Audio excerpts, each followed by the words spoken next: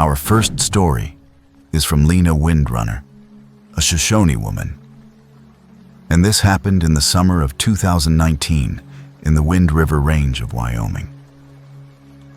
I've always felt the mountains call to me, like a heartbeat in the earth, pulling me back to the land my ancestors walked. I was 29, burned out from a soul-sucking office job in Cheyenne, so I packed my truck and headed for the wilderness. A solo backpacking trip seemed like the perfect way to shake off the city's noise. The Wind River Range is rugged, all jagged peaks and alpine meadows, the kind of place where you feel small but alive. I didn't expect it to try to kill me. I set up camp near an alpine lake, its water so clear it mirrored the stars. The first day was pure magic. Elk tracks crisscrossing the trail, the air sharp with pine and snow melt. I was grinning like an idiot, thinking I'd cracked the code to inner peace. That night, I built a small fire, roasted some trout I'd caught, and let the crackle of flames lull me into a false sense of security. Around midnight, I woke to a sound that wasn't right. Not a bear rummaging or a coyote's yip, but a low, keening wail, like a woman crying just beyond the tree line. It wasn't human, though. It had this hollow, echoing quality, like it was coming from the earth itself. I sat up in my tent, clutching my knife, telling myself it was just the wind playing tricks. "Get a grip, Lena," I muttered. "You're not in a horror flick." But the wail came again, closer, curling around my camp like smoke.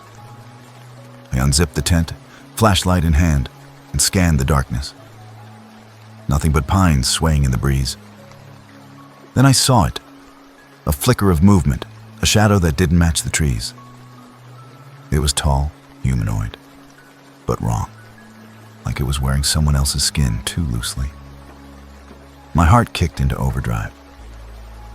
"Okay, time to go," I whispered. But I wasn't about to pack up in the dark with that thing out there. The wail stopped, replaced by a soft rustling, like footsteps on pine needles. I doused the fire, hoping the darkness would hide me, and crouched low, barely breathing. The rustling circled my camp, deliberate testing. Then a voice, my voice, called my name. "Lena, come out." It was perfect, like a recording, but twisted with a guttural edge. My blood turned to ice. I'm no expert on Shoshone legends, but my grandma used to whisper about the Skinshifter, a spirit that could wear your face, steal your voice, and trick you into the dark. I thought it was just a story to keep kids from wandering off. Now, I wasn't so sure. I gripped my knife tighter, trying to think. "Nice try, but I'm not that gullible," I hissed under my breath.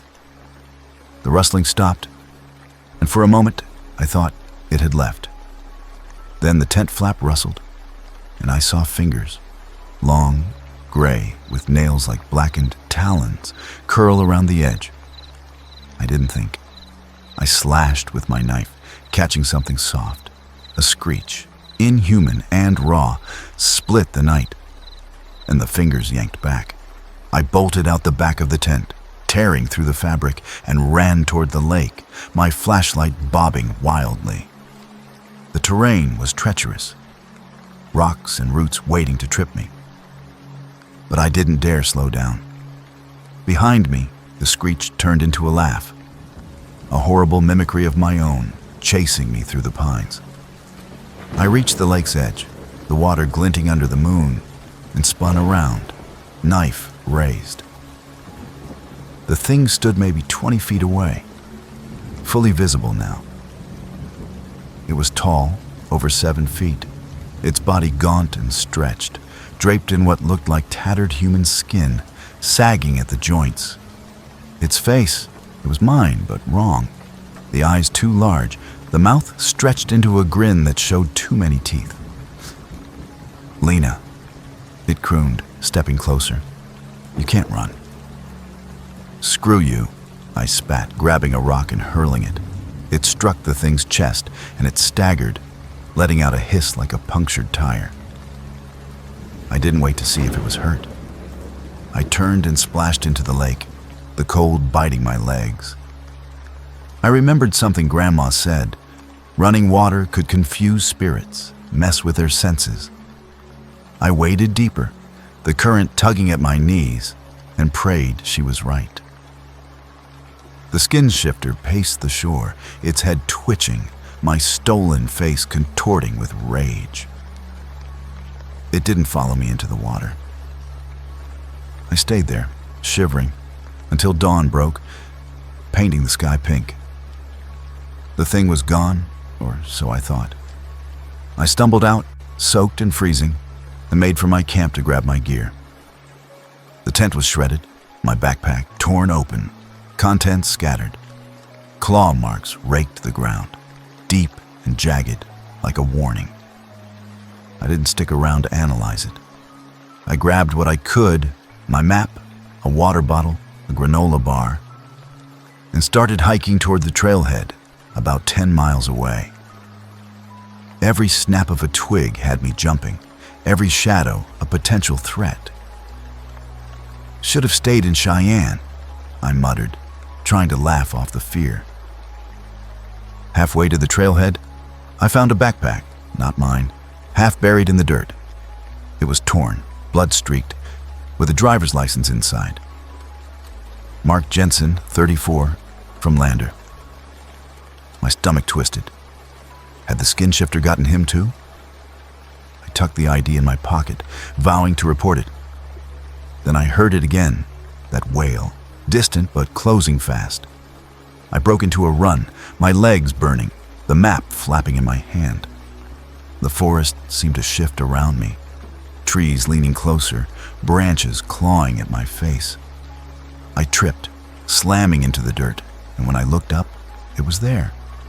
Crouched on a boulder, wearing Mark's face now, his eyes hollow, his mouth twisted into that same grotesque grin. "You're mine," it said in Mark's voice, low and wrong. I scrambled to my feet, my knife lost somewhere in the chaos. All I had was a flare from my pack. I lit it, the red glow hissing to life, and thrust it toward the creature. It recoiled, shrieking, the sound like nails on a chalkboard. I didn't wait for it to recover. I ran, the flare's light bouncing off the trees, guiding me toward the trailhead. The wail followed, but fainter now, as if the flare had bought me time. I don't know how long I ran, but the sun was high when I stumbled onto the main trail. A group of hikers, college kids by the look of them, spotted me, wild-eyed and covered in mud. "You okay?" one asked, a girl with a ponytail and a concerned frown.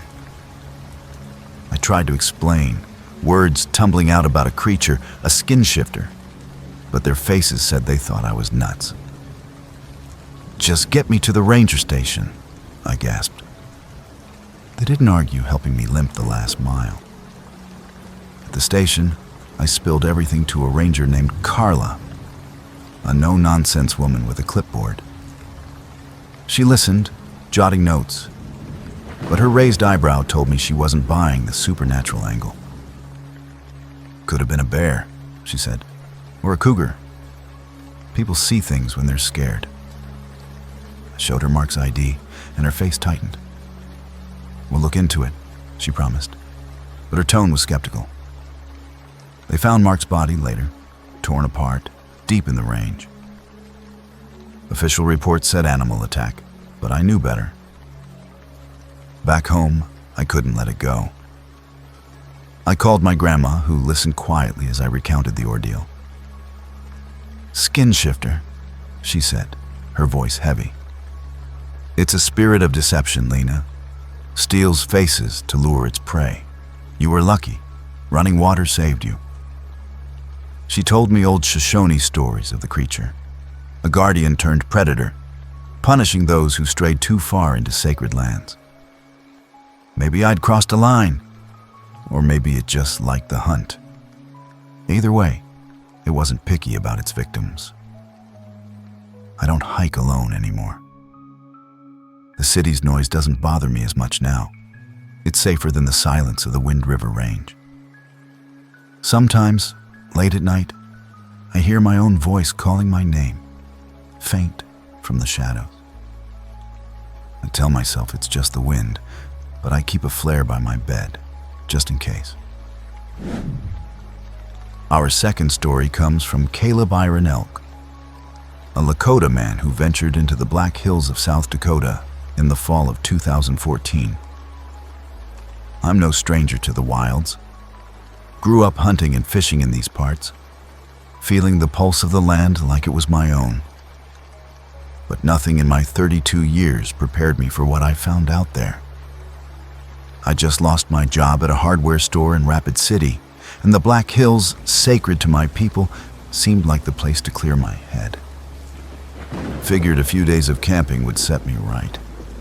Packed my old pickup with a tent, some jerky, and a rifle, and headed for a spot near Harney Peak, far from the tourist trails. The hills are alive with stories, spirits, guardians, things older than the rocks themselves. I thought I knew them all. I was dead wrong. The first day was quiet, just me and the wind whispering through the pines. I set up camp in a clearing, the granite peaks looming like silent watchers. The air smelled of sap and earth, and I felt grounded, like I was shaking off the city's weight. That night, I built a fire, the flames dancing as I chewed on jerky and tried to plan my next move. Around 2 a.m., I woke to a sound, sharp like bones snapping, not twigs. My rifle was by my side, but I didn't grab it right away. Probably just a deer, I muttered, trying to laugh it off. But the sound came again, closer, rhythmic, like someone grinding teeth made of stone. I unzipped the tent, flashlight in hand, and scanned the clearing. Nothing, just shadows and the faint glow of my fire's embers. Then I saw it, a pile of bones, small ones, maybe from a rabbit or squirrel, stacked neatly at the edge of my camp. I hadn't seen them when I set up. My gut twisted. "Okay, Caleb, don't lose it," I said, my voice louder than I meant. I kicked the bones away, figuring some animal was messing with me. But as I turned back to the tent, the grinding came again, now from the trees.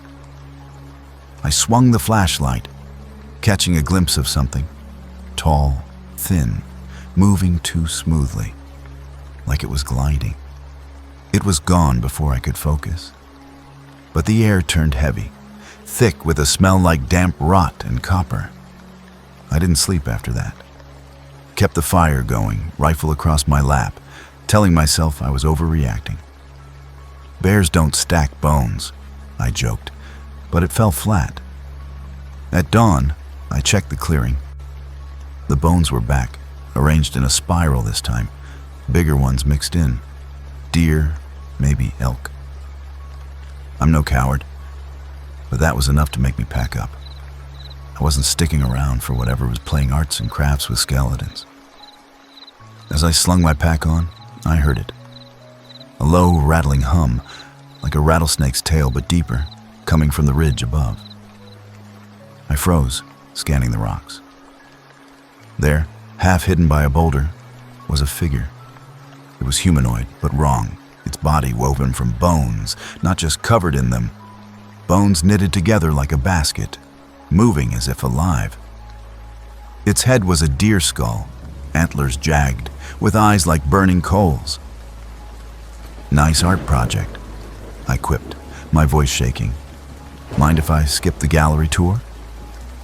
It tilted its head, the hum growing louder, and took a step toward me. I raised my rifle, but my hands were sweaty, slipping on the grip. It moved fast, faster than anything that size should, bones clattering as it closed the distance. I fired, the shot echoing off the peaks, and hit it square in the chest.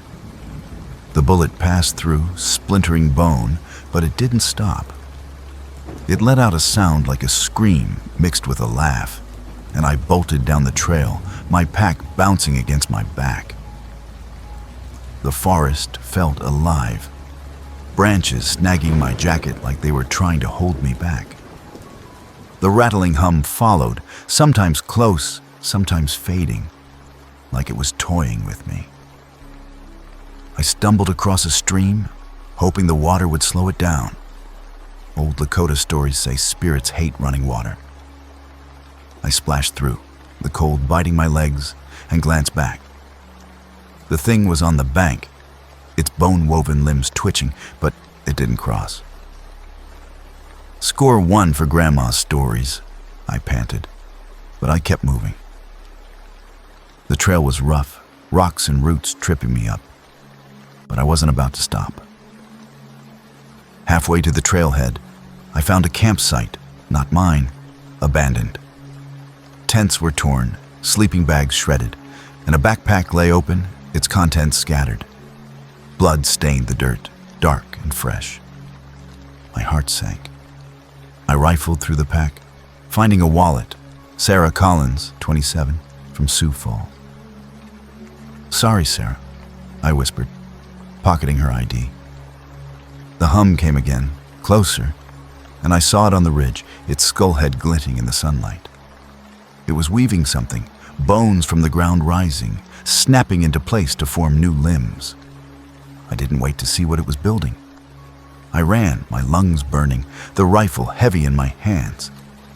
The trail twisted through a canyon, the walls closing in.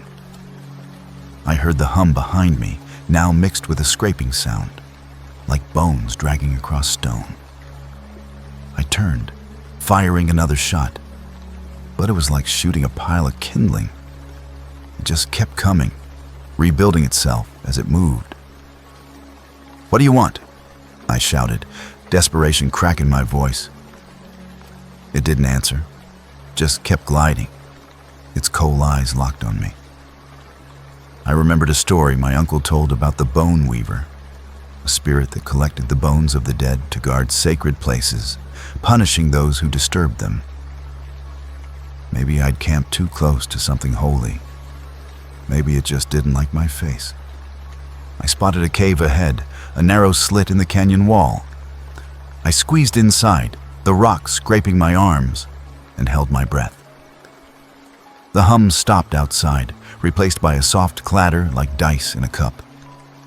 I peered out, seeing it pacing, its bone limbs weaving new shapes, pulling stones into its form. It was growing, adapting. I had one flare left in my pack. "Here goes nothing," I muttered, lighting it. The red glow hissed to life, and I threw it at the creature. It screeched, bones scattering as the flare burned through its chest, and I bolted from the cave, not looking back. The trailhead was close. I could see my truck's rusted hood glinting in the distance. The hum returned, fainter but persistent, as I sprinted the last mile. I jumped in, keys shaking in my hand, and peeled out, gravel spraying. In the rear view, I saw it standing at the forest's edge, its skull head tilted, watching. I didn't stop until I hit the ranger station in Custer. I burst in, babbling about bones and spirits, and the ranger, a guy named Tom, listened with a frown. I showed him Sarah's ID, and his face went grim. "We've had missing hikers," he said. "We'll check it out." They found Sarah's camp, or what was left of it. Bones stacked in spirals, no body. The official report said animal attack, but Tom pulled me aside later. "Locals talk about the Bone Weaver," he whispered. "Old Lakota legend. It guards the hills, doesn't like intruders." I nodded, too tired to argue. Back home, I dug into the stories. The Bone Weaver was real, a spirit born of the land's anger, weaving bones to protect what was sacred. I'd trespassed, and it let me go, maybe because I ran, maybe because I was Lakota. I don't know. I haven't been back to the hills. The city's fine for now, less likely to run into bone-collecting spirits.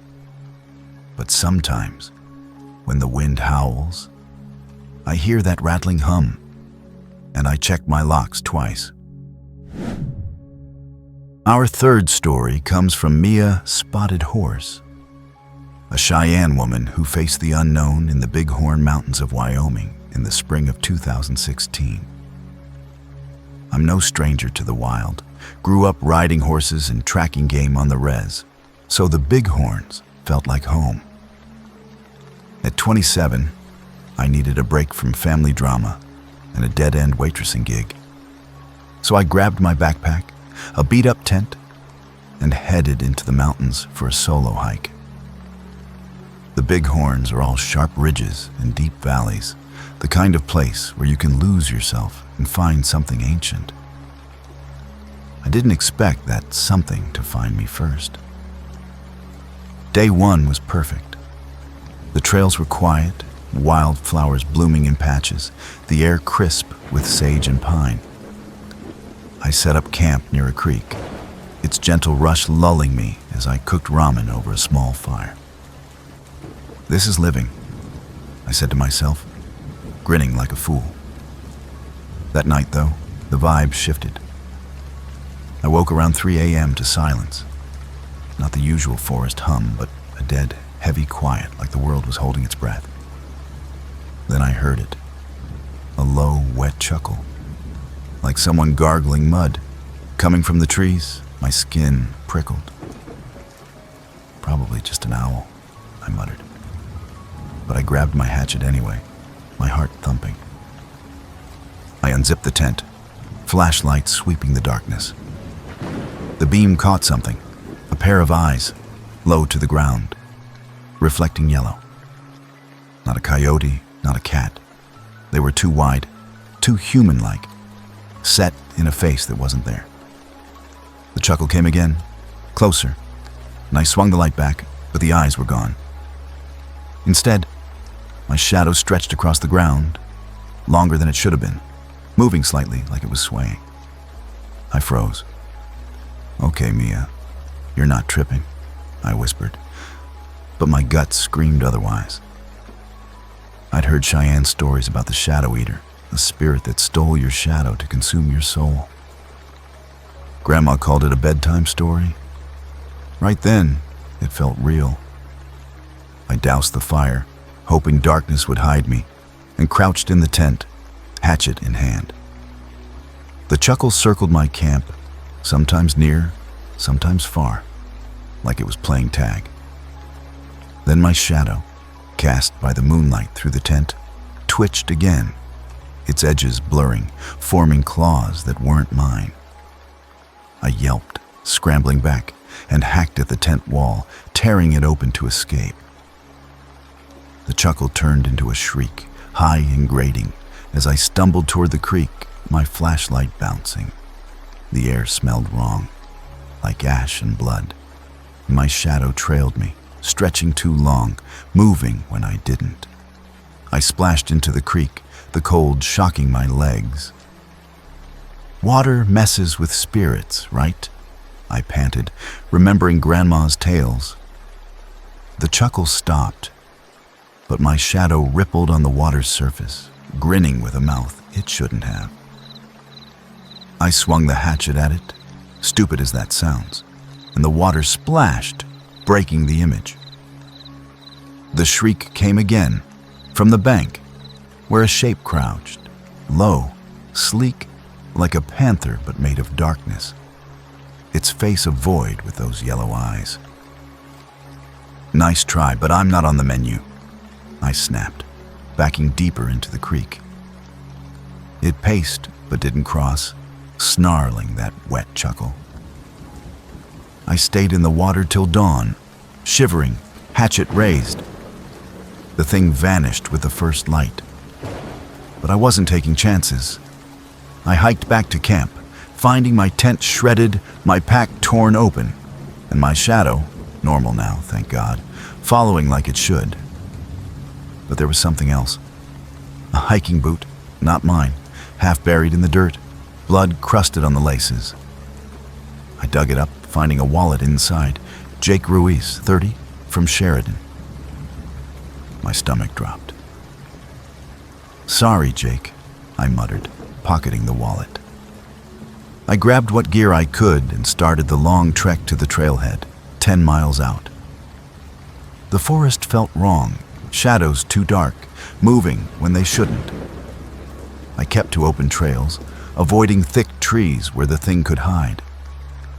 Halfway there, I found a campsite, abandoned, with claw marks on the trees and blood-soaked dirt.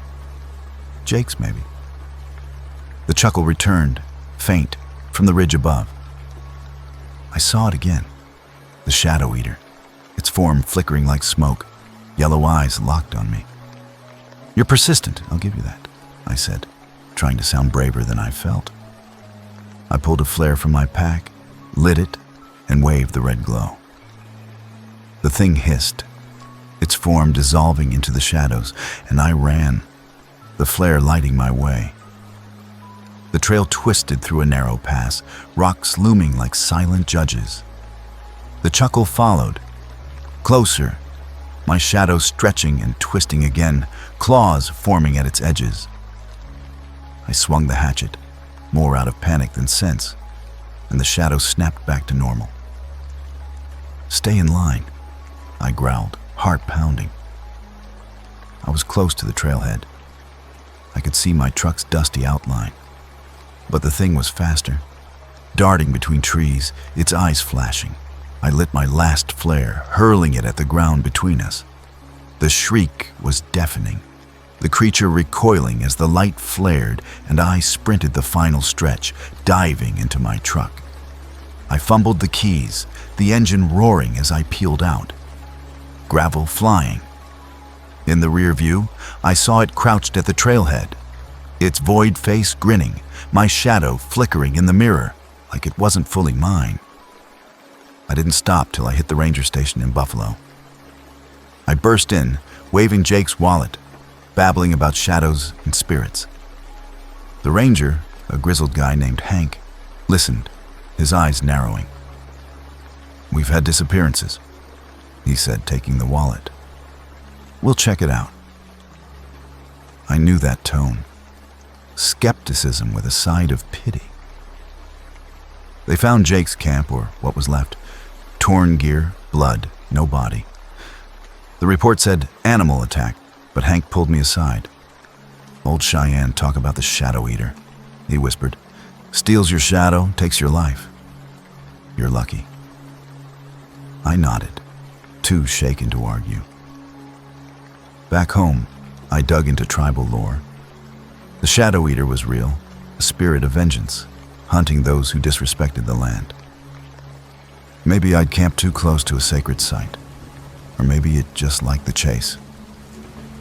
I don't know.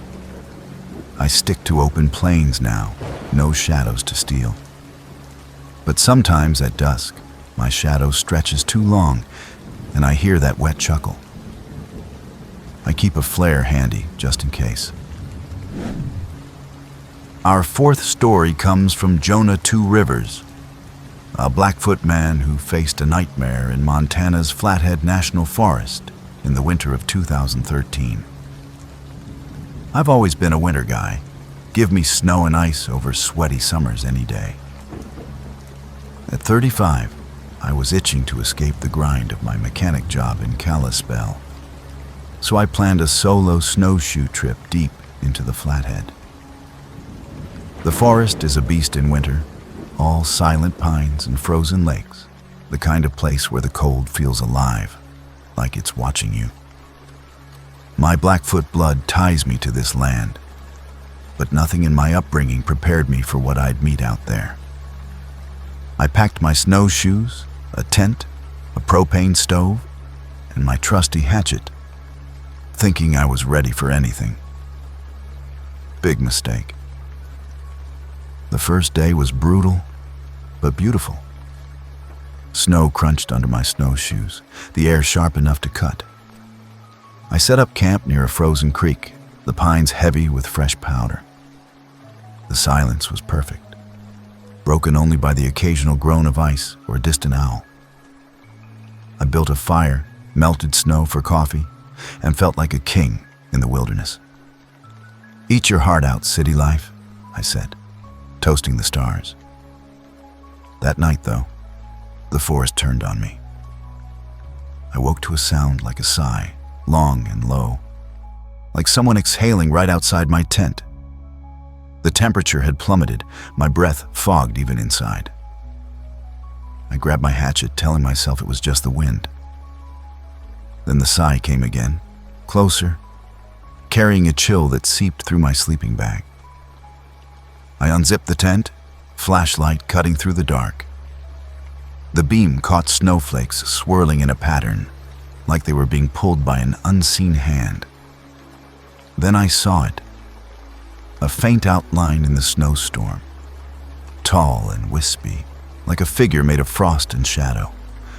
Its edges shimmered, blending with the blizzard, but its eyes were solid, glowing blue like glacier ice.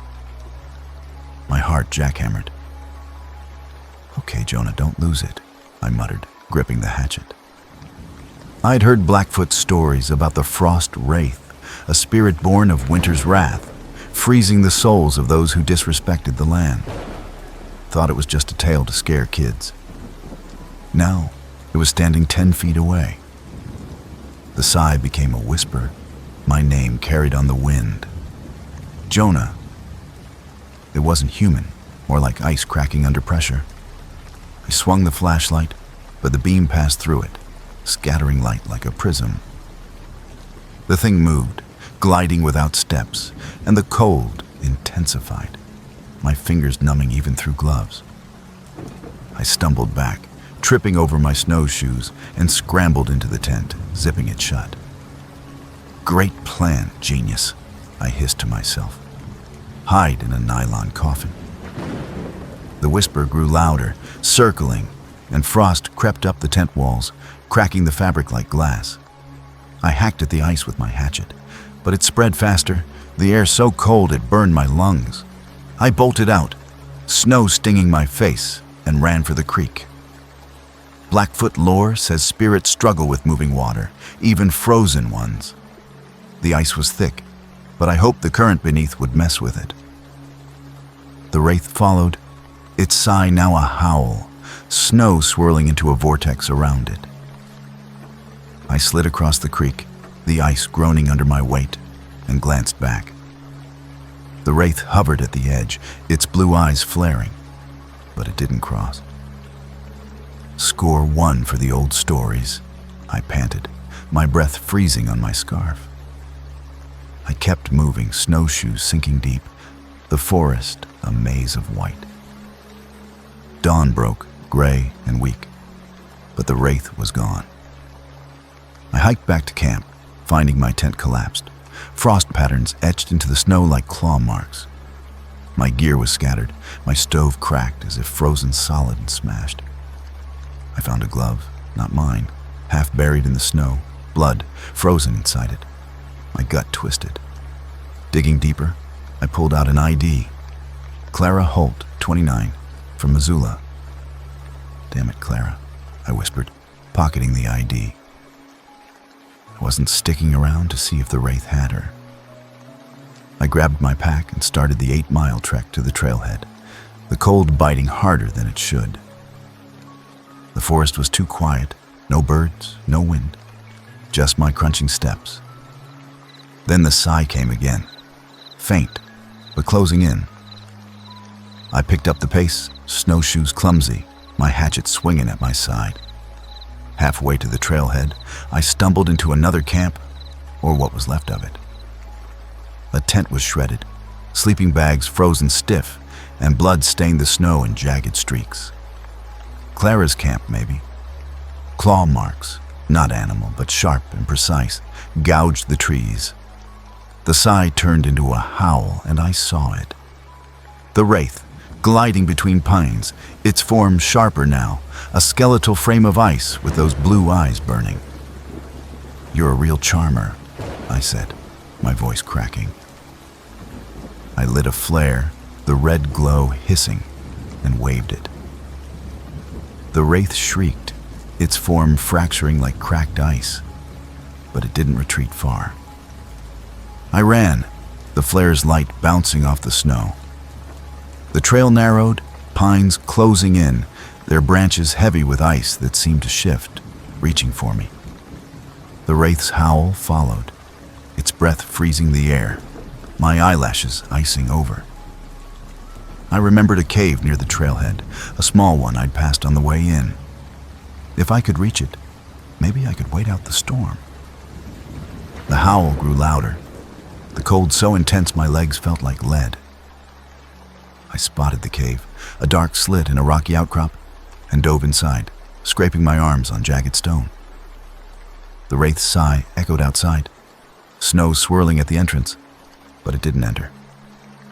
Small mercies, I gasped, huddling against the rock.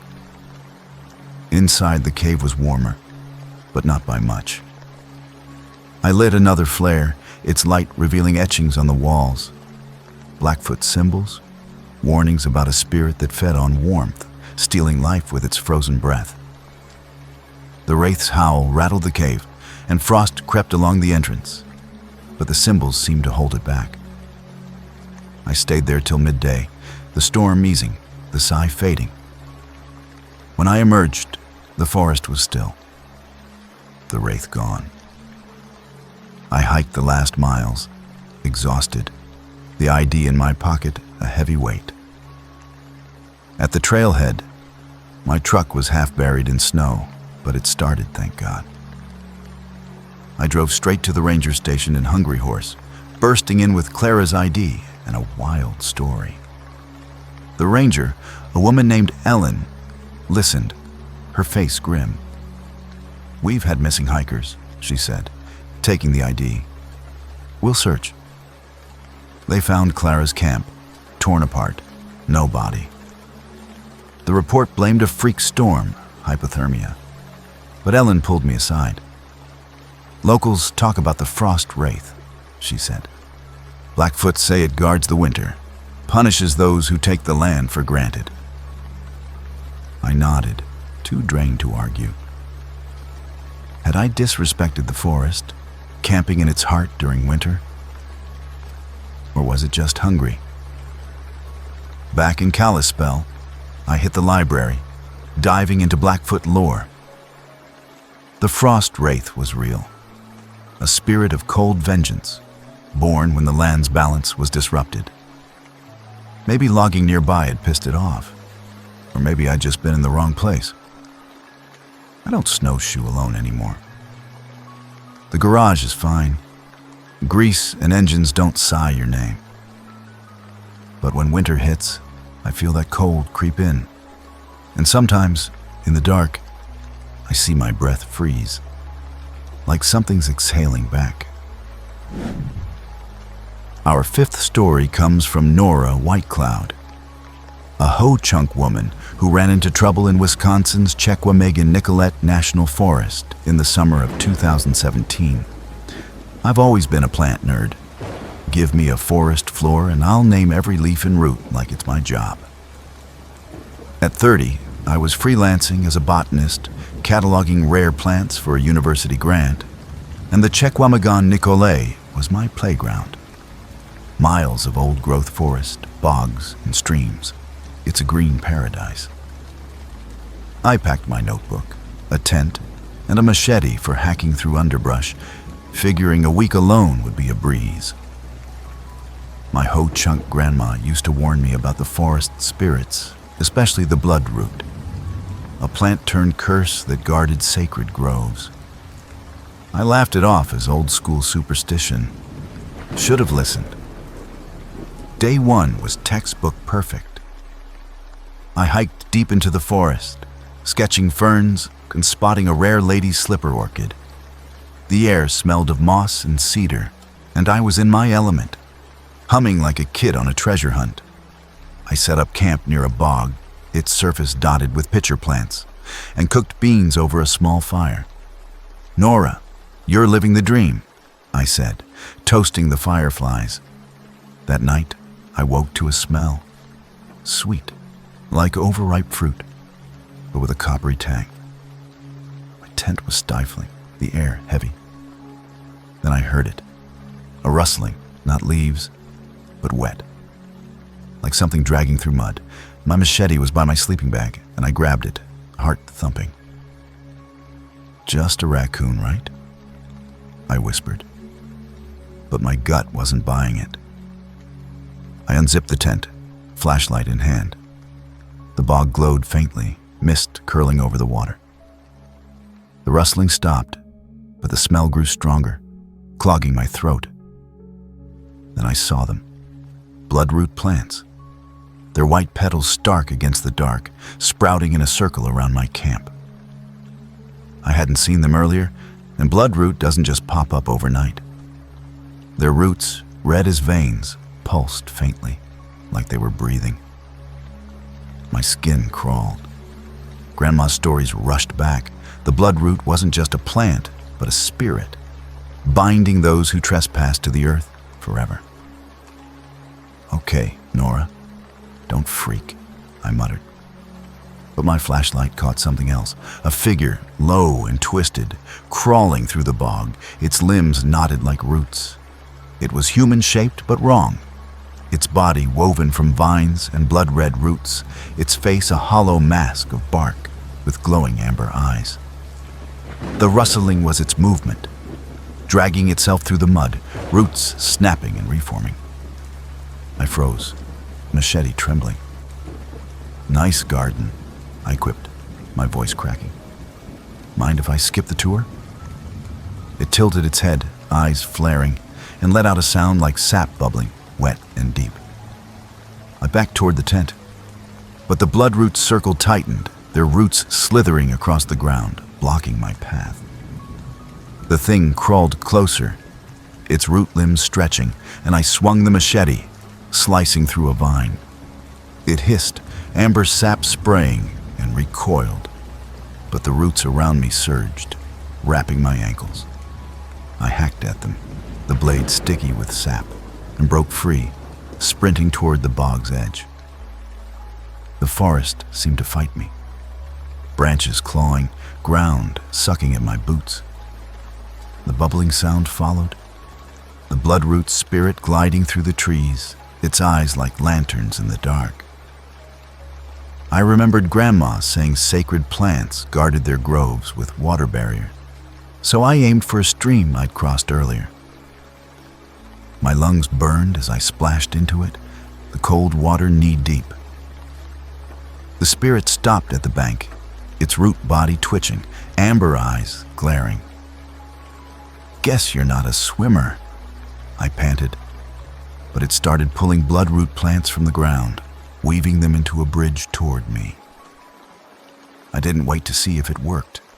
I ran, machete in one hand, flashlight in the other, the stream guiding me toward the trailhead, 12 miles away. Dawn broke, misty and gray, but the forest was wrong. Bloodroot sprouted everywhere, their roots pulsing, tripping me up. I found a backpack, not mine, half sunk in the bog, its straps torn, blood crusted on the zipper. Inside was an ID. Evan Walsh, 25, from Madison. My stomach lurched. "Sorry, Evan," I whispered, pocketing the ID. The bubbling sound came again, closer, and I saw it. The bloodroot spirit, weaving through the trees, its body growing, roots knitting new limbs from the forest floor. I kept moving, the trail a blur of green and red. The spirit was relentless, its roots bursting from the ground, trying to snare me. I swung the machete, sap flying, but it was like fighting a hydra. Cut one root, two more grew. "You're worse than my ex's grudges," I growled, dodging a vine that shot from the earth. I spotted an old logging road, hoping it led to the trailhead. The bubbling turned into a scream, raw and furious, as the spirit lunged, its root limbs lashing like whips. I dove behind a fallen log, my flashlight catching a flare in my pack. "Here goes nothing," I said, lighting it. The red glow hissed, and I hurled it at the spirit. It shrieked, roots curling back as the flare burned, sap igniting in amber flames. The fire bought me time.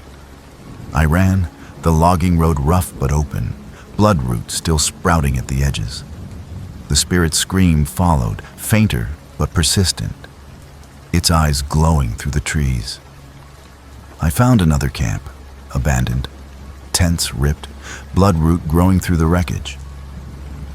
Evans, maybe. A bloody knife lay in the dirt, useless against a thing like that. The trailhead was close. I could see my truck's faded blue paint. But the spirit was faster, its roots bursting ahead, blocking the path. I lit my last flare, waving it like a torch.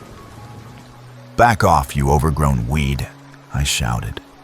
It recoiled, the roots retreating, and I sprinted, diving into the truck.